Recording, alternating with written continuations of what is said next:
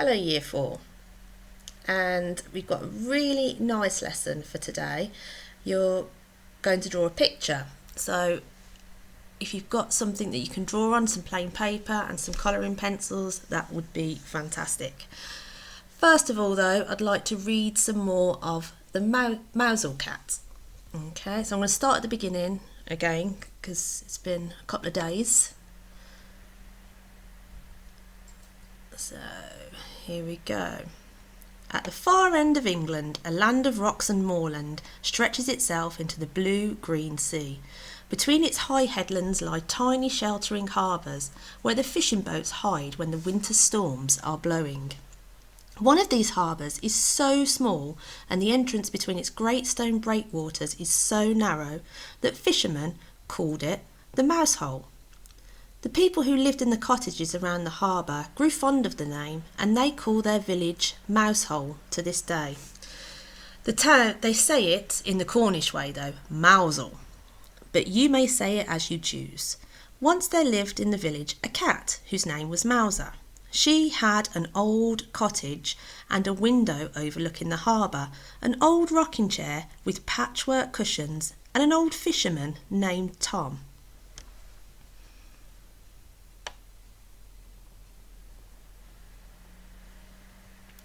Mouser had many kittens in her time, but they had all grown up and left home. Her eldest son kept the inn on the quayside. It was noisy and smoky, and his man had once spilled beer on Mouser's head as he was drawing a pint, so she did not go there very often. Have you noticed, I'm just going to stop there for a second, have you noticed who the story is being told by, whose point of view, whose perspective? That's right, it's the cat, because she's referring to the humans as their pets. Her eldest son kept the inn on the quayside. It was noisy and his man had once spilled beer, so that's the cat referring to the innkeeper as his man. One of her daughters kept the shop on the corner. It was busy and crowded, and her lady had once stepped on Mouser's tail as she was weighing out some vegetables. She did not go there very often either. Sometimes Mouser felt that her children had not trained their people properly. So there we've got more evidence of the cats telling the story from their point of view. And let's read on.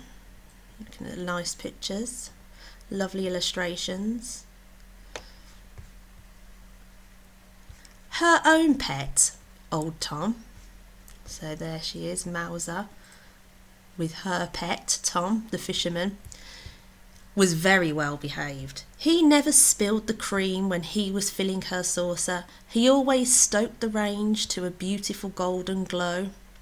He rocked the rocking chair at just the right speed. He knew the exact spot behind her ear where Mouser liked to be tickled. What was more, he never wasted his time drawing pints of beer or weighing out vegetables. When he was not looking after Mouser, he passed the day in the most useful way possible. He took his little boat through the narrow opening between the great breakwaters out into the blue-green sea and caught fish for Mouser's dinner. And there we've got another lovely illustration there. The colours, the boats out at sea.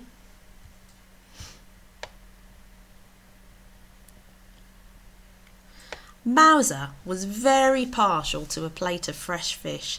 In fact, she never ate anything else, but she liked a little variety. So on Mondays, they made morgie broth, Mouser's favourite fish stew. On Tuesdays, they baked hake and topped it with golden mashed potatoes. On Wednesdays, they cooked kedgeree with delicious smoked ling. On Thursday, they grilled fairmaids, a mouth-watering meal. On Fridays, they fried launces with a knob of butter and a squeeze of lemon. On Saturdays, they soused scad with vinegar and onions. And on Sundays they made stargazy pie with prime pilchards in pastry. All in all, Mouser's days passed very pleasantly, and I would assume that all these dishes are based on fish. So some words that you might not recognise, like grill fair maids. Cats like fish. Alright. Then one year there came a terrible winter. At the far end of England, the blue-green sea turned grey and black. The great storm cat is stirring, thought Mouser as she watched at her window. The wind whined like a wild thing about the high headlands. It came hunting the fishing boats in their hidden harbours. When the great storm cat is howling, thought Mouser, it is best to stay snug indoors by a friendly fire. The sea drew itself up into giant waves and flung itself against the great breakwaters. All along the coast of Cornwall the stone walls stood the shock. Then the sea sucked up its strength again and roared right over them, sinking the sailing boats in their home havens. But it could not get to the mouse hole. Mouser watched as the great storm cat clawed with his giant cat's paw through the gap in the harbour wall. But it was too small. He snarled and leaped up at the great breakwater under the lowering sky. But it was too high. The fishing boats sat safe as mice in their own mouse hole, but they could not get out. Okay, and you can see the picture there. Right, I'm going to come back to that in a second. So I'm going to leave the story there for now. I'm just going to switch to the slides.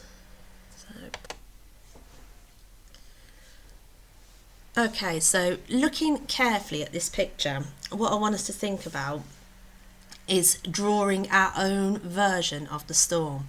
So this is from the book, this is the illustration from the book. You can see the breakwaters, the high walls there that are there to protect the boats in the harbour, and you can see the storm trying to push through. You can see described it as a cat's claw coming through. Okay, so what I would like you then to do is to draw on plain paper what the storm might look like to you.